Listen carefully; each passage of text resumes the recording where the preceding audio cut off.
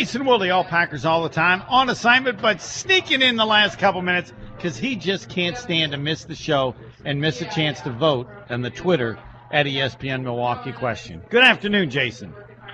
Good afternoon, Stephen. How are you? Awesome. You want to vote? Of course I want to hear what the poll is. Because you did your article on Brett Favre. I would love a person-to-person thought on Brett Favre. I know you did the interview a year ago and it was really great, but I'm Jason Wilde. This is what I think about Brett Favre. Would you ever do that? No. I just don't see that as first of all, I was just saying this to Tausch because we did our practice show of Wilde and Tausch, and then we spent a very long time with our first show guests. That so long that Paula and Sydney left during the interview, and Madison stayed because she's a big fan of this person. And we finally left our Tundra Trio just now. But I was saying this to Tausch earlier today. Like, there's part of me, frankly, that just I'm kind of done.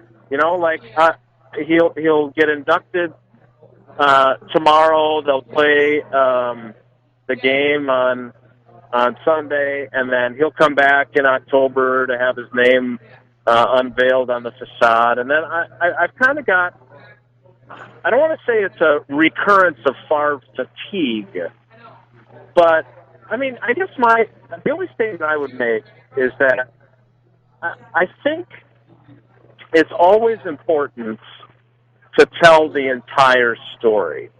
And I don't think things should be scrubbed from history books. If it happened, it happened. And so I think you have to remember all the good and all the amazing and all the incredible throws and all the great moments. And I think you have to remember the bad and the interceptions that tore your heart out as a fan and the ugliness of the summer of 2008 and the ugliness of arguably the greatest Packer in team history being booed mercilessly as he came out the visitors' tunnel in 2009 and 2010. And I don't know, maybe it's because of just how I view history and how I view journalism, and I just feel like, you either tell the whole story or you don't really tell the story at all. And so, in his case, it's not a simple, as reality often is, it is not a simple, straightforward, Disney-fied, everything was great the entire time story. He was an amazing, amazing, amazing player, and it's a great conversation to talk about all of his greatest moments. But it feels, I guess, and I think this goes back to kind of the locker thing from earlier in the week, which I know has been out there longer than that, and we just noticed it this week. But, this idea that, my friend Judd Zolgad, who used to work for the Star Tribune and works for the ESPN radio affiliate in the Twin Cities now, pointed this out too. Like, there's, if you went to Packers.com, and I understand why it's this way, but it's almost as if all the other stuff never even happened. And I have a problem with that, because that other stuff, it did happen, and it's part of the story. And, Brett Favre made an interesting comment today when he was with the media in Canton, which was basically echoing what Ryan Longwell said on our show a couple of weeks ago about how he gained a better appreciation for just how special Packers fans are by experiencing it from the other side. And that's a great soundbite. But I really do think that's all an important part of the story, because the prodigal son returning and them being at a much better place, I think, is so vital to this moment that we're about to see tomorrow, and the moment of him putting on the jacket yesterday. And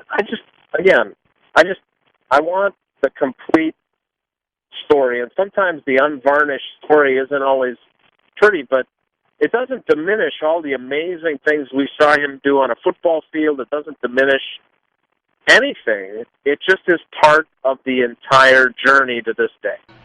Jason, I'd Yes. like to thank you for doing exactly what I had hoped, and I would ask a favor that you get somebody to transcribe that and put it in ESPNWisconsin.com.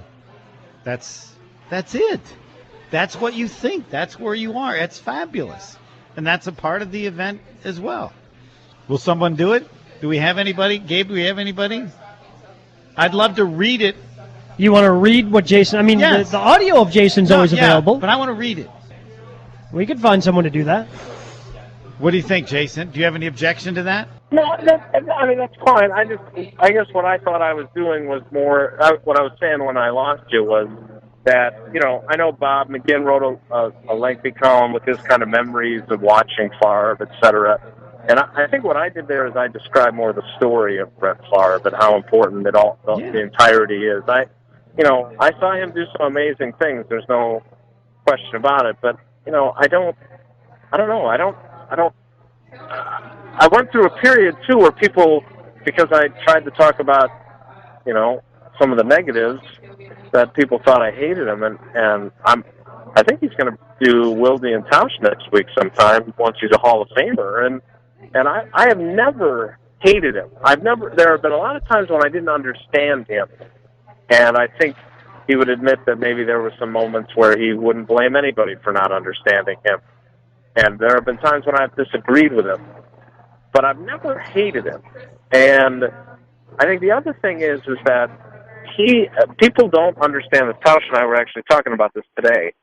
Tausch said something, it's like, if he really loves to play that Southern hee-haw thing. And I said, yeah, but he's so incredibly intelligent. And he's like, yeah, he is one smart cat, was Tausch's phrase. And it's true. He wasn't always what he seemed, I guess. And sometimes that was good and sometimes that was bad. But if you got to know him and the kind of authentic him, he's a fascinating, he is probably the most fascinating human I have ever covered. And to be fascinating, not everything has to be perfect, and he doesn't have to be a perfect person. But he was definitely a fascinating player to cover, and I'm very curious to see what the next chapter looks like for him. Jason, that's just what I wanted. Thank you. Thanks for coming. I'm happy that I could provide that for you, Stephen. And let's hope to see if Homer can get somebody to transcribe it, and I want to read it again. I think you should transcribe it, which no, means that ain't happening. It that should ain't be happening. Transcribed. It should be transcribed by the time Rodgers goes into the Hall of Fame. No. I don't want 5 years, 10 years, 20 years. I'm not doing it. Thanks, Jason. If you don't transcribe it, it ain't getting transcribed. I think that should be the rule. I hope you're wrong. Thanks. Bye, guys. Take care. Be good.